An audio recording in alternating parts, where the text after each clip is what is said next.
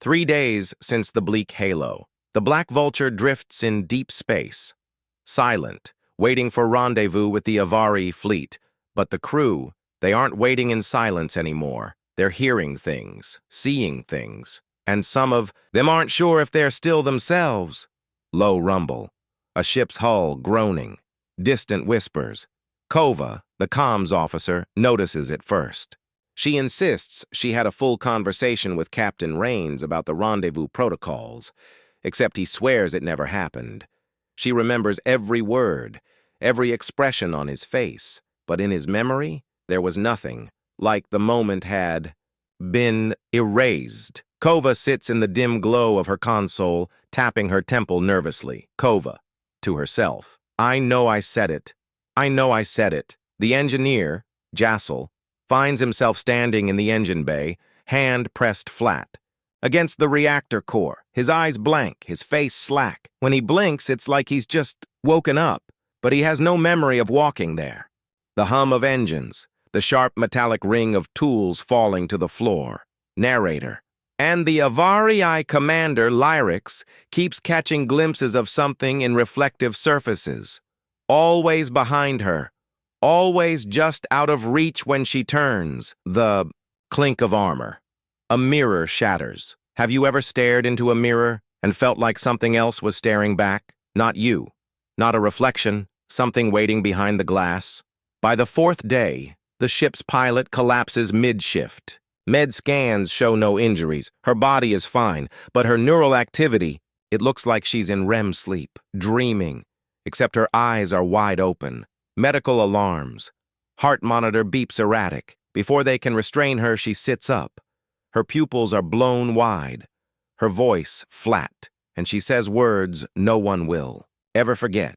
Pilot. Flat, distorted voice. You're on the wrong ship, Captain. Crash. She launches forward. She attacks with inhuman strength, movements sharp, violent, unnatural. It takes 3 crew to bring her down. When she wakes, she remembers nothing. Nothing at all. Tell me, if someone you trusted suddenly turned on you, would you believe them when they swore they didn't remember? Or would you keep your weapon close? The crew stops sleeping. Some lock their quarters from the inside. Others carry rifles even in the mess hall. They speak in whispers. Every shadow feels like it's moving. Every sound feels like it's watching. A door hisses. Metal boots echo in the corridor. Commander Lyrix calls a meeting. She's halfway through briefing when she stops cold, staring at Captain Rains. Lyrix, tense, quiet. Your eyes, they weren't that color yesterday. In the viewport reflection, his eyes are faintly glowing, like the mask. Kova demands they eject the mask into space. She says it's poisoning them, corrupting them. But the engineer refuses. He insists it's too important to study, that it could change everything they know about the galaxy. Voices. Raised, hands slamming on tables. Arguments escalate. Weapons are drawn, then alarms blare. Sirens, bulkhead seals slamming shut, emergency lights flickering red. Someone has triggered internal lockdown. Sections of the ship seal off. The crew is now divided, trapped, hunted. Imagine it. You're cut off from your crew, alone in the dark, with something whispering in your mind. Would you know if the thoughts in your head were still your own? Intercom crackles with static. A distorted voice echoes through the hall's mask's voice. One ship, one mask, only one crew. Rains moves through the dark corridors, rifle raised. But every reflective surface, steel panels, visor glass, even the curve of a polished bullet casing, shows not his reflection, but the masked figure. Distorted breathing, a low chuckle in the dark, and in his head, the mask whispers. Louder, telling him who is infected, telling him who must be removed. In the medbay, Kova finds the engineer, unconscious on the table, his skin splitting, mask-like ridges pushing through his flesh. Kova gasps. Equipment crashes. She doesn't have time to treat him. The doors slam shut. Footsteps echo slowly behind her. Kova whispers into comms. Kova, panicked. Captain! Captain, he's changing! Please, I need...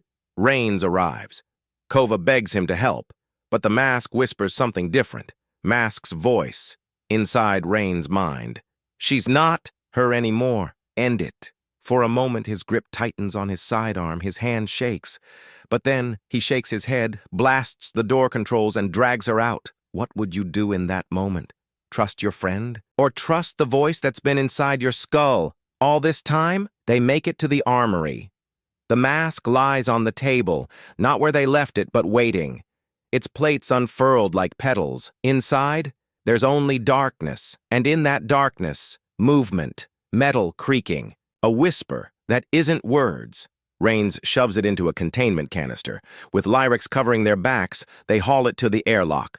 As the outer doors open, the voice screams, not words, just pure rage. Every light on the ship flares. White. Every system glitches.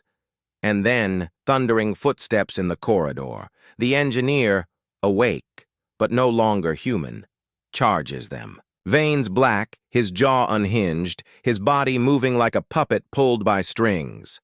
Gunfire, a final impact. Rains hurls the canister into space and slams the eject controls. The mask spins into the void. The screaming cuts off. Silence falls. Days later, the Black Vulture limps toward the fleet.